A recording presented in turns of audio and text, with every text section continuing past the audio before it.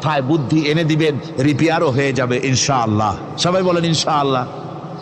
তাহলে বললাম কেন এ কথাটা? এই জন্য বললাম যে কোরআনে কারীমের মধ্যে আল্লাহ রাব্বুল আলামিন সব কথা বলে দিয়েছেন, কোনো কথা বাদ রাখেন নাই।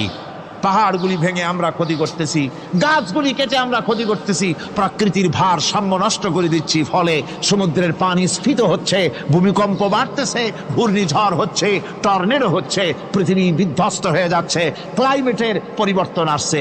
আজকে পৌষ মাস, এটা কি মাস? কত তারিখ?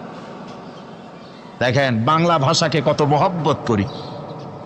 যদি বলি আজকে ডিসেম্বরের কত তারিখ, গড় গড় করে মুখস্থ হয়ে যাবে। বাংলারে খুব ভালোবাসি, মাসটার তারিখ বলতে পারলাম না, দুঃখিত। এই হলো আমাদের ভালোবাসা।